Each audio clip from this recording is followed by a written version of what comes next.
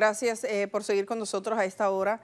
Tenemos contacto a esta hora de la mañana desde Londres y gracias a la tecnología con una dominicana que está allí trabajando y que ha trabajado en nuestro país en múltiples entidades, tanto públicas como privadas, ha trabajado en el ámbito internacional, en multinacionales, atendiendo dos temas principales, privacidad y el manejo de los datos.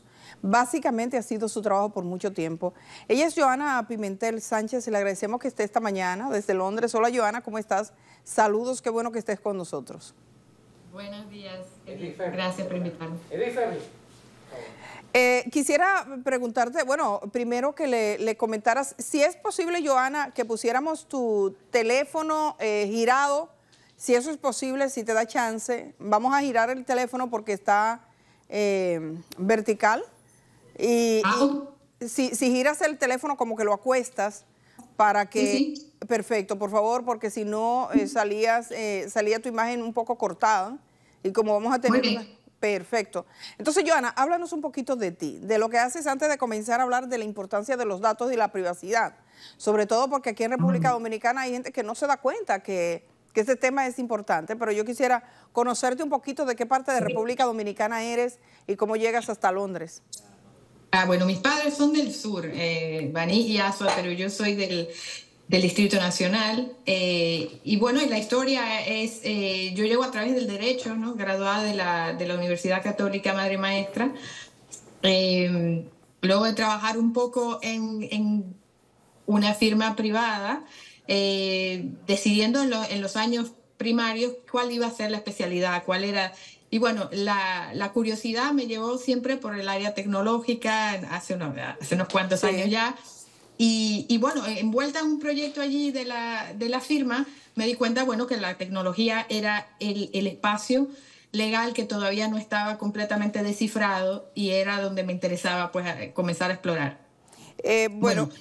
Te agradecemos mucho que hayas aceptado esta conversación. Recientemente se ha dado a conocer que en República Dominicana hay una empresa que está capturando datos de los ojos, el iris de los ojos de los ciudadanos. Entonces, bueno, eso es como ya tecnología mayor y la gente dirá, bueno, si me dan unos pesos yo voy y me dejo captar en la imagen, ¿por qué no? Yo no pierdo nada con eso, leí en redes sociales. ¿Cuál es la importancia de esto? ¿Qué es lo que estamos ofreciendo? ¿Qué es lo que estamos dando cuando nos disponemos a eso?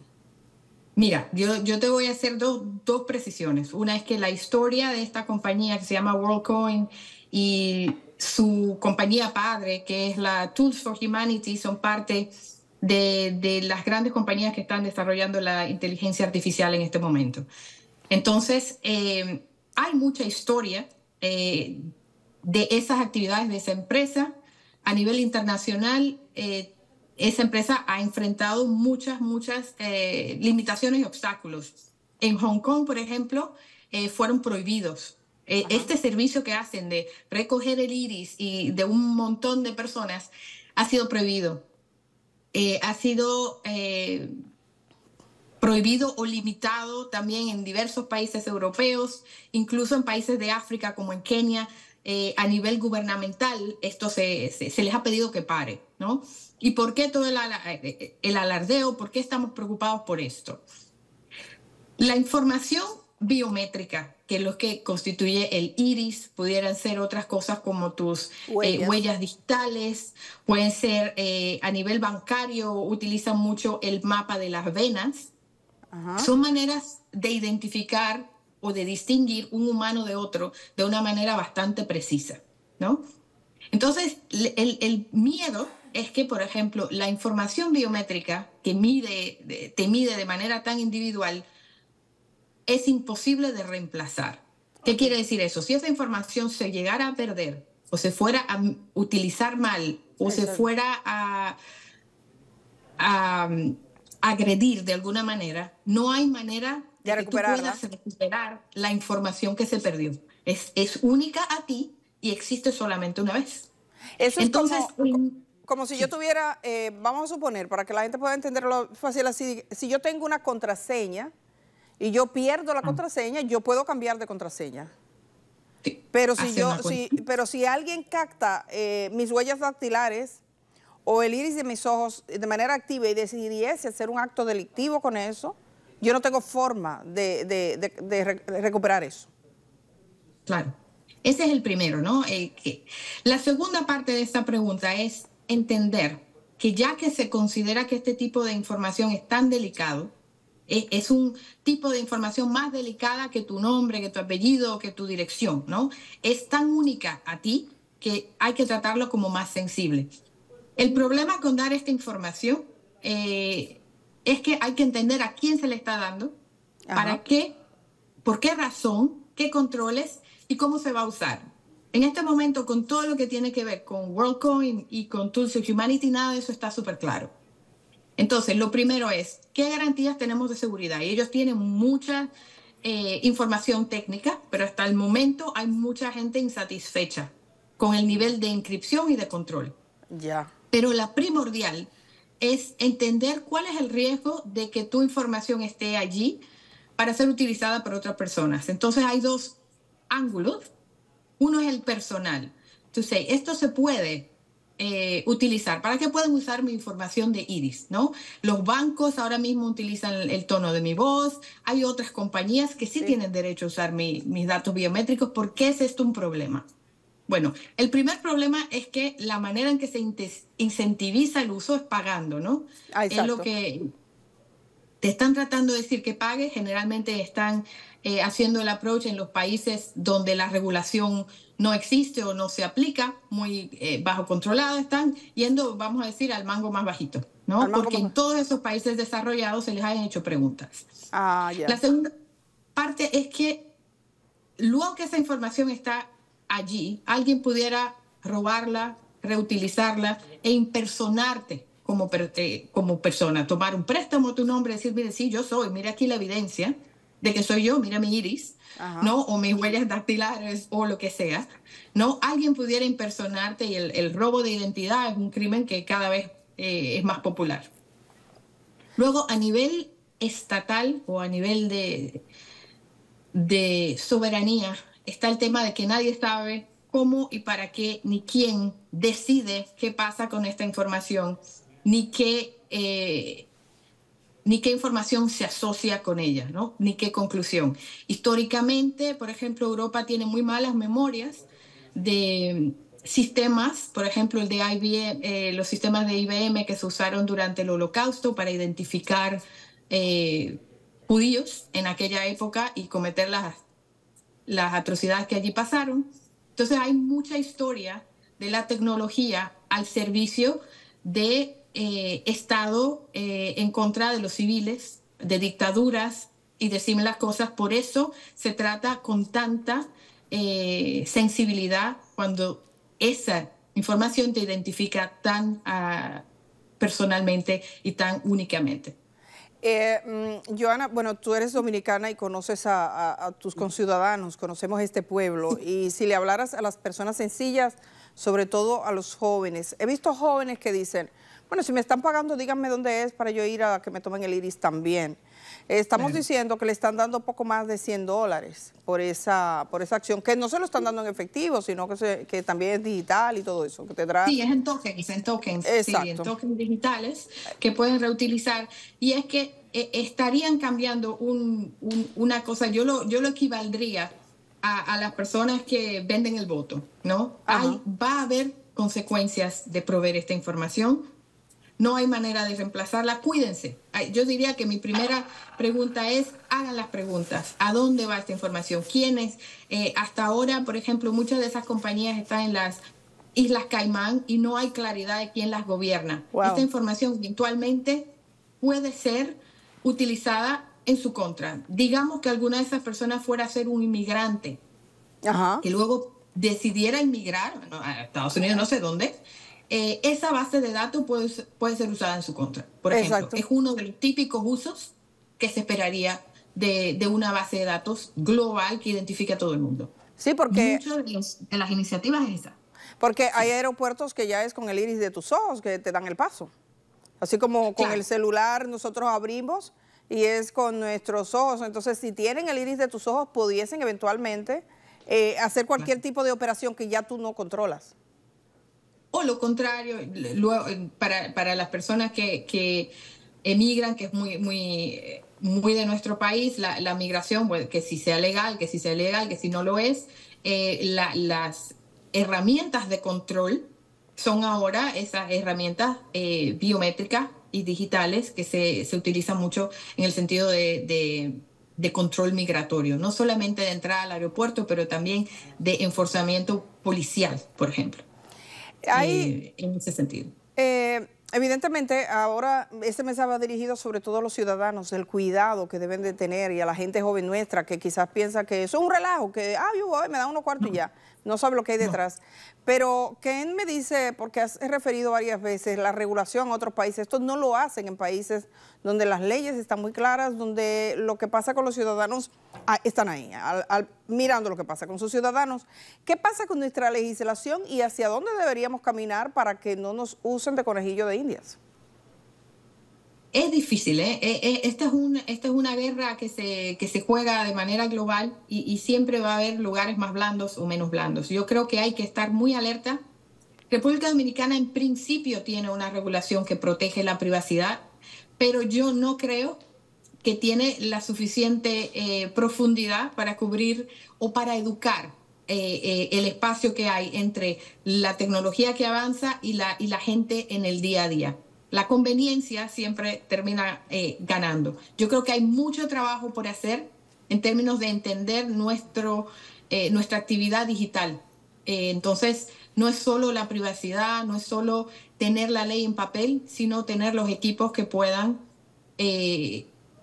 analizar y probablemente la actitud para comprometerse a aplicar esa ley, que muchas veces se tiene que aplicar contra empresas que no están localmente en el país. Los riesgos contra nuestra privacidad en esta época, ¿cómo lo ves? Sabemos, por ejemplo, que en República Dominicana se dio a conocer hace ya algunos meses que piratas informáticos habían entrado a la base de datos de la Dirección General de Migración. Ahí están nuestras salidas de entrada, están nuestros documentos. Se pueden dar acoso en redes sociales o capturar datos nuestros en diferentes dependencias públicas. Ahora mismo se habla de la posibilidad en República Dominicana de hacer un portal único con toda la data nuestra, todo lo que existe de nosotros. Me gustaría saber esos riesgos que identificas y qué tan preparados o no estamos frente a esto. ¿Qué sería lo que habría que hacer? Yo creo que lo primero es una campaña de educación. Yo creo que la gente ni siquiera se entera de la posibilidad de esto. Yo creo que sobre todo los planes deben ser inclusivos, entendiendo que tenemos una población muy variada, que no lee, que no escribe, que tiene mucha población envejeciente y no todo el mundo va a ser un nativo digital, ¿no? Como estas generaciones que nos siguen.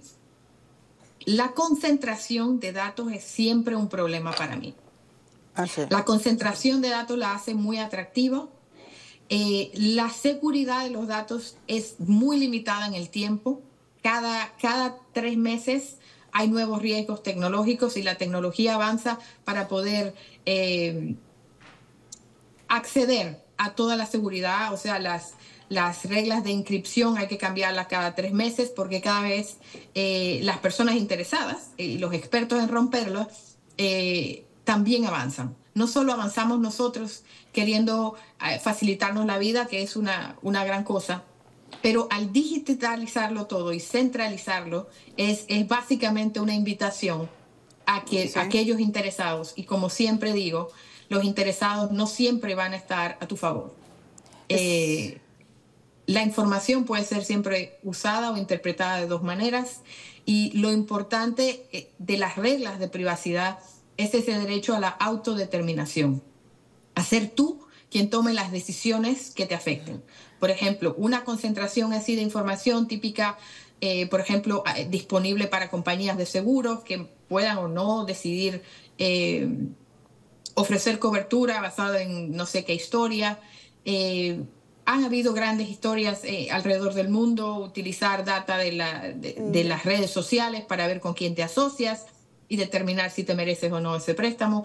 Hay reales implicaciones en la vida de quién tiene acceso a tu información y cómo y qué decisiones puede hacer sin que el individuo tenga ningún tipo de control o a veces ni siquiera información de qué ha pasado, por qué se le ha negado un acceso y qué es lo que ha pasado detrás. A lo mejor alguien está impersonándote y no tienes manera de informarte. Así que a medida que avanzamos, porque la idea es que avancemos a ser cada vez más digitales, servicios más simples, pero también hay que incrementar el entendimiento de qué implica esto. Cada vez que hay un servicio gratuito, pagamos con nuestra data. Esa es realmente la conclusión, ya sea en un servicio de redes o lo que sea. Yo escuché alguna vez en Estados Unidos a un funcionario estadounidense decir, no hay almuerzo gratis.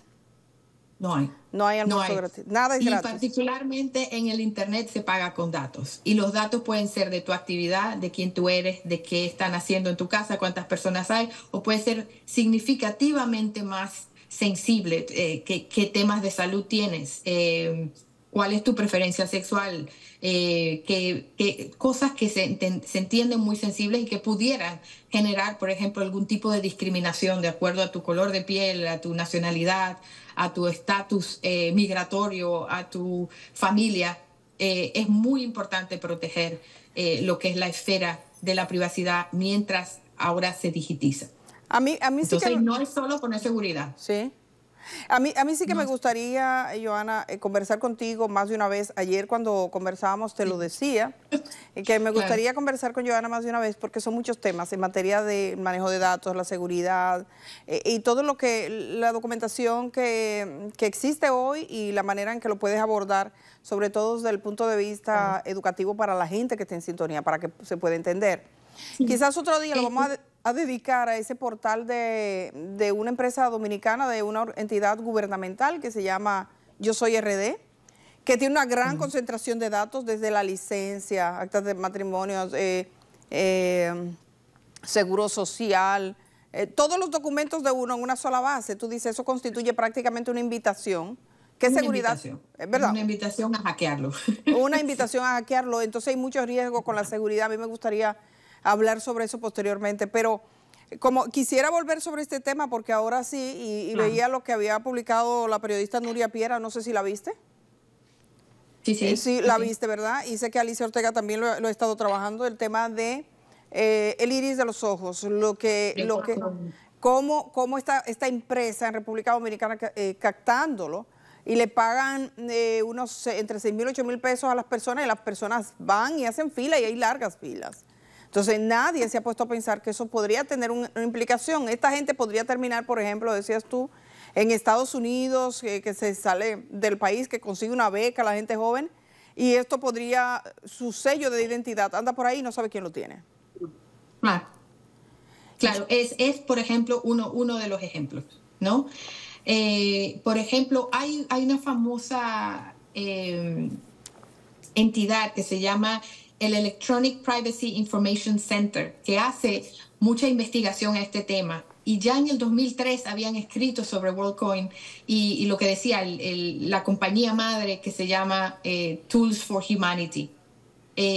Como referencia, la cabeza de esa empresa es la misma persona encargada de lo que se llama OpenAI, que es la empresa primordial en términos de inteligencia artificial. Una de los tópicos de conectar esas dos personas es que pues esa empresa está tratando de entrenar su modelo de inteligencia artificial con toda la data que haya disponible. Y mientras más haya disponible, mejor. El tema es que no hay manera de determinar, como yo decía, los usos que se van a dar. Ha habido preguntas sobre la soberanía, incluso cuando grandes cantidades de tus ciudadanos tienen toda su información en una base de datos extranjera sin ningún tipo de control. Sí, aquí yo sé que hay poca regulación. Personalmente tuve la oportunidad de conversar con un exfuncionario, por ejemplo, de una entidad pública que era de alto nivel, y me dijo que para ellos lograr un tipo de servicio tuvieron que hacer un acuerdo. Le cobraban un dinero, era en millones a República Dominicana por ofrecer ese servicio, pero pero la empresa con la que ellos estaban tratando, que era una empresa de origen chino, les ofreció que si ellos le daban la base de datos se lo darían de gratis, y ellos accedieron. Eso es bastante delicado. Entonces, esas son preguntas que habría que discutir yo diría que en las altas esferas, de entender cuál es el nivel de control que se puede tener sobre la información de los ciudadanos y qué significa donar Sí, la base de datos de cada uno de los dominicanos a un gobierno extranjero. sí. Sin más, hay todo un modelo geopolítico en discusión, sobre todo en esta área tecnológica, y son cuestiones en las que hay que tener muchísimo cuidado. Sí, y quiero precisar que en ese momento era la documentación de las personas que accedían al servicio de esa entidad pública. Yo, por ejemplo, nunca había accedido a los servicios de esa entidad, fui como periodista y me llamó poderosamente la atención. Y es de público Claro. conocimiento que hubo una advertencia con respecto a las cámaras, por ejemplo, de la Universidad Autónoma de Santo Domingo, que al Claro. parecer operaban también con cierta presencia de un gobierno extranjero o de una entidad o empresa extranjera. Entonces se preguntaban Sí. cómo se garantizan los datos privados de la gente. Creo que son discusiones que tienen que ser un poquito más públicas, no son cosas que deben decidirse detrás bastidores. Si de alguna manera hemos decidido como país otorgar todas nuestras bases de datos a un gobierno u otro. Yo creo que hay historia de otros casos en el tema migratorio donde las bases de datos pueden ser accedidas por Estados Unidos u otros países, pero bajo acuerdo, pero no acuerdos individuales de una particular institución, sino más una posición mejor organizada como país. Porque, como decía, ahora mismo todo el mundo quiere entrenar su modelo de inteligencia artificial, lo van a hacer con toda la data disponible, pero no sabemos cuál es el último uso de esa data y la importancia que pueda tener en soberanía generalmente. Lo del iris de los ojos ahora aquí, ¿podría ser que estuviese para entrenamiento de algún tipo de inteligencia artificial? Sí, no, 100%, 100%, 100%. es para eso. Es, ¿Por qué es es. importante? ¿Por qué necesitan ese dato para entrenar la inteligencia artificial? Bueno, la idea en principio es construir un modelo, son dos cosas, ¿no? La inicial es decir, bueno, queremos crear el modelo que logre identificar personas de la manera más garantizada. Ajá, Teniendo una base de datos educada, ajá. puedes decir cuando la vendas como la solución para identificar tus clientes, que muchos tipos de negocio van a querer, tienes que entrenarlo en un número suficientemente grande para que sea Precisa. precisa. Esa es la base una. Pero luego todas estas iris se quedan en una base de datos por 10 años que puede ser vendida para otros usos, ¿no? Wow. Para otros límites de usos. Y como decía, hay bastante historia de empresas privadas en tecnología al servicio de iniciativas dictatoriales que no han sido las mejores páginas de la historia de la humanidad. Yo te agradezco mucho, Joana, la posibilidad de hablar contigo y vamos a volver a conversar aquí. Yo creo que es bueno, quizás abrimos un pequeño espacio y por lo menos 2 veces más que pueda hablarle a la ciudadanía, es tan necesario.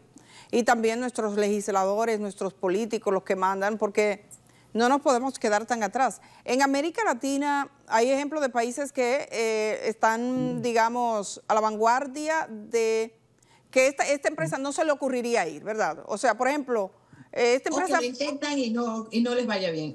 y no le va bien, ¿verdad? Claro, Sí. claro que los hay. Mira, Brasil en realidad es la que ha sido más agresiva con las grandes empresas de tecnología, ya sea con Meta o con cualquiera de ellas, en decir yo voy a aplicar mi ley, yo voy a proteger a mis ciudadanos. A nivel latinoamericano probablemente Brasil brilla, pero por ejemplo Argentina, Perú, todos tienen una legislación, Colombia, que protege de manera más comprensiva los derechos de sus ciudadanos. Hay otros países ya fuera de Latinoamérica, pero aún en el tercer mundo, que tienen bastante proactividad en este sector.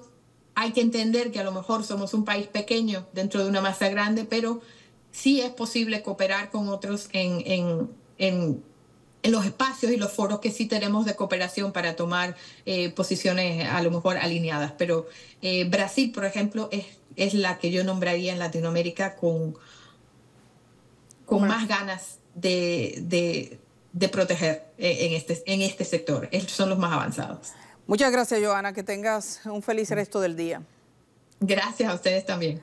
Gracias a Johanna. Johanna Pimentel Sánchez es dominicana, ha trabajado para varias empresas multinacionales, trabajó en la República Dominicana, que se educó fundamentalmente, luego también en Inglaterra. Actualmente nos habló desde Londres, donde desarrolla su vida profesional. Tiene una gran reputación en su capacidad de temas de manejo de información, de datos y las garantías de la privacidad, en observar nuestras legislaciones, no solo la de República Dominicana, sino de múltiples países. Así que me parece una conversación con una persona sumamente edificada para decirle a nuestros jóvenes que están vendiendo el iris de sus ojos así, eso no es nada, que escuchen a Johanna, que vean lo que eso puede significar.